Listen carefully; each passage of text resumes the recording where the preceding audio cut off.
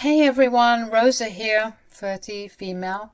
Let me spill some tea about how I dodged a bullet and got out of a toxic situation. It's a little crazy, but it's a reminder to always listen to the kids because they might just save your life. Ironically enough, they're smarter than you think, so buckle up for this roller coaster. I met Kurt on Tinder last year. Now, I was kind of giving up on love, you know. I was 2 minutes away from deleting the app altogether, but he swiped right, and I thought, why not? He wasn't my type, but sometimes you gotta step out of your comfort zone, right? Well, that was a big mistake, let me tell you. We went on a few dates, and at first he was charming as heck. Made me feel like I was the only girl in the world. Classic love bombing, you know, the drill. But here's the kicker. 3 months in and he's already talking about marriage. Like, hold up, buddy. We just started dating. Can we slow down a bit? He had this whole spiel about us being made for each other and he couldn't live without me. Red flags, anyone? Stupidly, at the time, I was soaking it all in, thinking I was entering my soft girl era and finally getting the love and appreciation I deserved. Thanks, daddy issues. Little did I know a storm was brewing because this was all a part of his plan. Kurt was upfront about having a son and being a widower on his Tinder profile. Points for honesty. I guess the honesty drew me in because, you know, a single dad does his best, not something you see every day. He kept talking about us being a big happy family, and I get it. He wanted a mother for his kid. At first, the love bombing seemed cute. Like I said, I was lapping it all up, but when he started pushing for marriage more and more, that's when the alarm bells started ringing. Like, why the rush, dude? Then came the manipulation tactics. Now, he was telling me I needed to get hitched ASAP because I'm pushing 30 and I was lacking a husband and a kid. I was ready to call him out on being a misogynistic jerk, but he pulled out the big guns, talking about biological clocks and whatnot. You know, a lot more women nowadays are struggling with conceiving because they're having babies later on in life. I'm just saying, if you want to be a mom, you have to consider that. I guess you make a valid point. And you can practice being a mom with my son. Think about it. He's already 16, but trust me, he can be a little bit of a stinker. What do you mean? Well, I suppose I shouldn't talk crap about my own son. Huge red flag, by the way. But I could describe him as manipulative. Manipulative? How? He's literally a kid. You don't know him like I do. He's manipulative and rebellious. I guess that's expected. He's 16 after all. You're not doing a good job selling this whole motherhood thing, hey? But don't you see? Taking care of Herbert is going to help you out a lot. Kids are always crazy and rebellious like that. So it's better if you handle it now with a kid who isn't in his terrible twos anymore. Yeah, he's a bit of a prick, but it's nowhere near as tough as dealing with a newborn. This'll be a good seg. Can you believe I actually fell for it? Kurt had this way of making it seem like I needed to experience parenting with his son Herbert before diving into the whole baby thing. He painted this picture of how tough it would be, and I bought it hook, line, and sinker. Despite my initial reservations, he kept pestering me until I caved. We'd only been officially together for about 6 months, and everyone around me was screaming, "Don't do it!" Friends, family, they all warned me. But call me love-struck or something, I was ready to cut off ties for this man. They were unsupportive, of course, but I just didn't care at the time. Our wedding day came and only a handful of my friends showed up. It was a bit sad, but I was convinced that marrying Kurt was the best decision ever. I also got a chance to properly get to know Herbert. He's a sweet kid, quiet, reserved, but sweet nonetheless. Our wedding day turned out pretty good, all things considered. I was quite happy about it all. Kurt and I had our honeymoon and we returned to his home where we found Herbert. But almost immediately I could tell something was off. When Kurt got home, instead of greeting and hugging his kid, he immediately started barking orders at him. Herbert, being the shy sheep he was, just complied.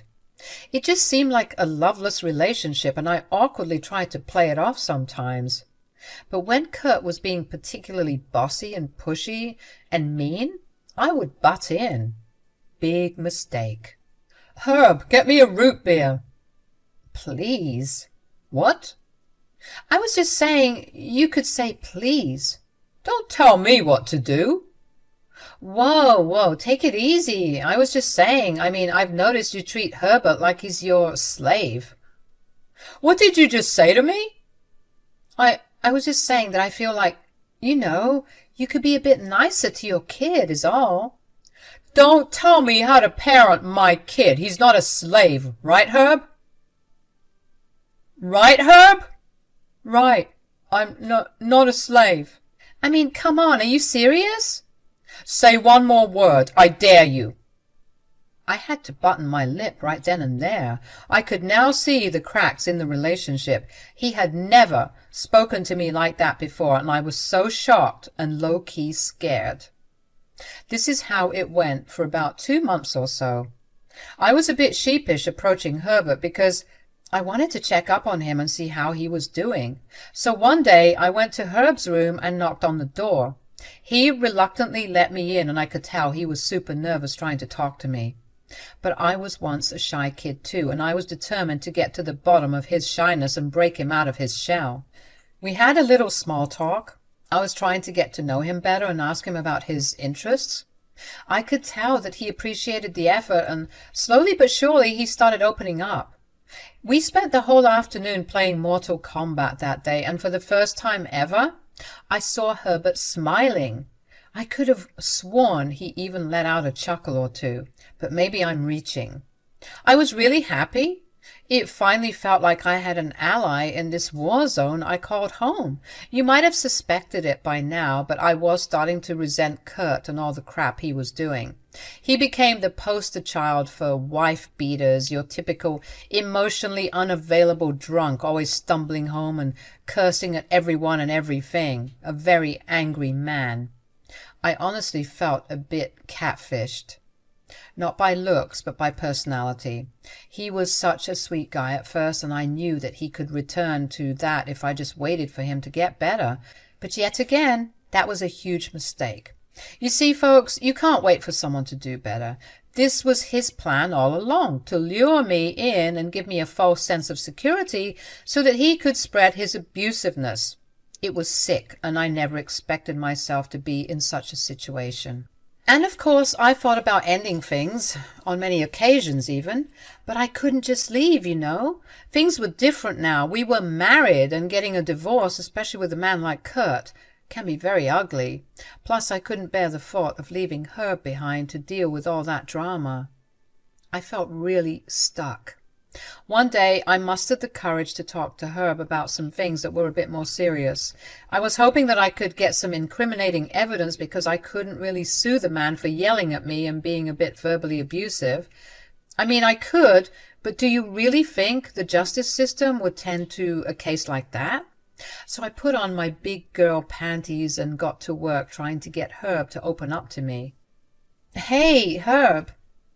"Oh, hey, Rosa. How are you?" "I'm good, thanks. I wanted to ask you a couple of questions, if that's okay with you." Sure. What about?" "I just wanted to talk about your father." "Oh, I don't want to talk about him." "Why not?" "Well, he's just... Suddenly we heard Kurt yelling from behind us, asking us what we were doing and what we were talking about. We both quickly told him it was nothing, and Herb ran to his room, leaving me to deal with Kurt. Thanks, buddy. Kurt was fuming, getting really close and trying to intimidate me. I was a bit scared, but I was also shocked. Like, who do you think you're stepping up to?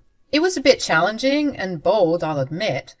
I didn't know where that strength came from, but I guess you could say I was just tired of the BS. "What the hell do you think you're doing?" "I'm not doing anything." "You think you can come here and turn my son against me, huh?" "I don't know. Do I need to?" Excuse me? I'm just saying, with the way that you treat this kid, I wouldn't be surprised if he's already contacted the authorities. Immediately, when I mentioned the cops, Kurt kind of just turned pale and shriveled up a bit. He didn't look so big and scary now. If anything, he was the one who was looking scared. He was backing off, and I knew I hit a sore spot.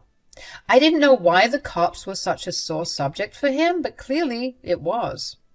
I knew I had a new weapon in my arsenal, and I had to dig a little deeper to find out why Kurt was so triggered by this. Kurt kinda left me alone for a bit after that, still feeling a bit sheepish, I guess. But slowly but surely, as the days went by, he was back to his normal self, being loud, annoying, and mean. About 3 months into being married, Herb actually surprised me because he approached me. Normally, I would be the one asking if we could talk or hang out, but now he was initiating it first. That was great. I was getting through that shell, and I was determined to keep pushing till I found gold, or in this case, dirt. Dirt on his greasy little father. Hey, Rosa, can I talk to you? Sure, buddy, what's up? Well, you know how you asked me about my dad some time ago? I think I might be ready to open up. Oh, really? That's great. Tell me everything. Yeah, Herb, tell us everything. It was like he was Batman or something. Why was he always there, and why was he always in the middle of a breakthrough? We had been had, and Herb looked like he was crapping bricks. He was now stuttering, and I felt like crap because I didn't want to get Herb in trouble, especially now that he was getting ready to open up to me. Kurt started yelling and cursing at Herb, and I could physically see Herb shutting down again.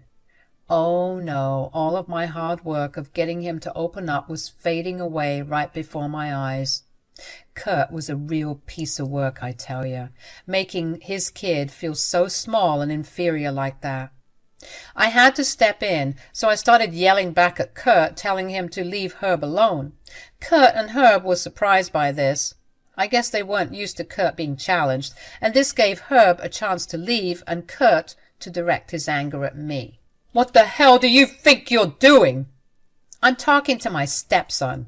You think you're so slick, huh? You think you can just waltz in here and poison my son? What game are you playing at? I could ask you the same thing, buddy. Watch who you're talking to. You watch who you're talking to. You can't speak to me that way. Or what? Or I'll call the cops. Yet again, Kurt was cowering at the mention of the police. Very interesting. I was convinced at this point that he had a bad run-in with the law at some point in his life. He'd obviously never opened up to me about that, which is why Herb was the key to getting to the bottom of this. Kurt stomped away, cursing under his breath to hide his embarrassment.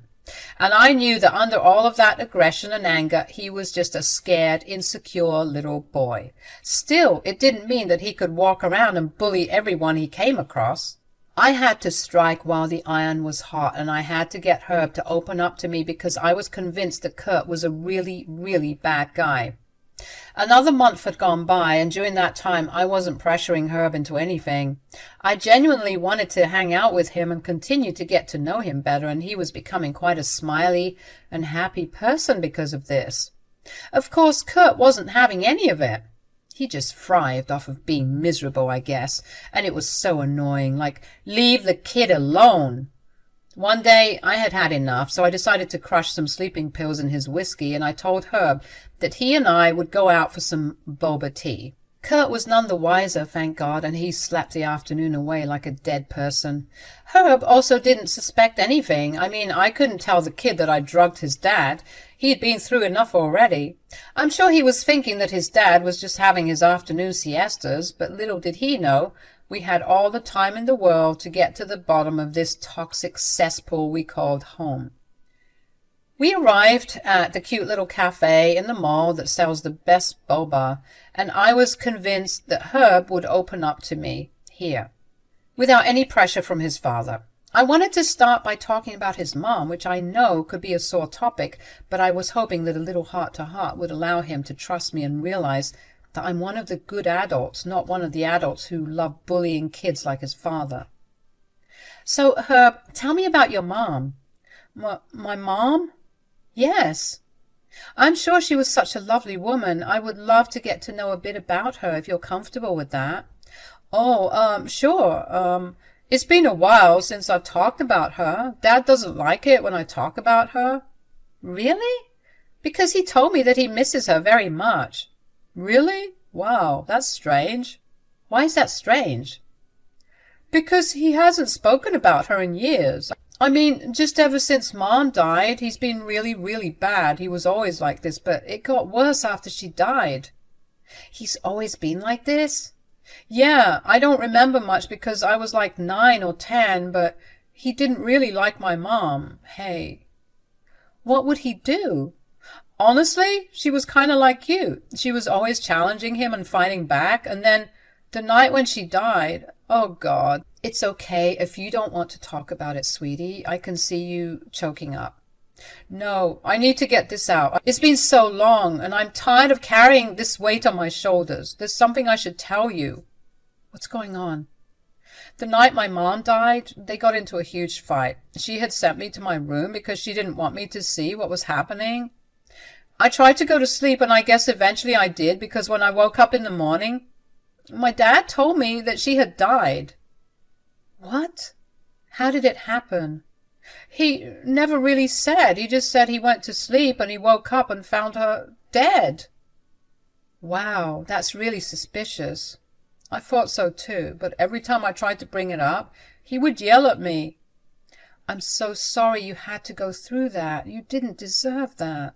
I learned that I needed to just keep my head low because no matter what I did, he was always yelling at me. We need to get to the bottom of this, Herb. I can only help you if you help me help you. I can't, okay? I can't do it. You should run while you still can because this family has a whole closet full of skeletons, okay? What skeletons? I can help you, I promise. I'm not going to leave your side. He paused after I said that. It looked like he was trying to hold back tears. Eventually, after a beat of silence, he said this. Well, I guess here goes nothing. He very reluctantly started telling me something very serious. He pulled out his phone and showed me a scanned copy of a police report that was filed by his late mother, Kate. It was detailing a domestic violence dispute that they had, and once I saw it, my jaw dropped. Herb was now getting scared, thinking that he made a mistake showing me this information, but I told him he didn't need to worry and that he could keep going. I found this last year. I was messing around in my mom's old files just to feel her presence, I guess, and I saw it, and I scanned it, and it's been saved in my phone ever since. I saw the picture on his phone, and I was gobsmacked. It was a police report that Herbert's mom had filed against Kurt, detailing some horrific domestic abuse claims. She had also attached some pictures to the report, and I gotta say, they were pretty hard to look at. Additionally, it was noted in her file that she had stated if given the chance, he would possibly kill her. I was so shocked.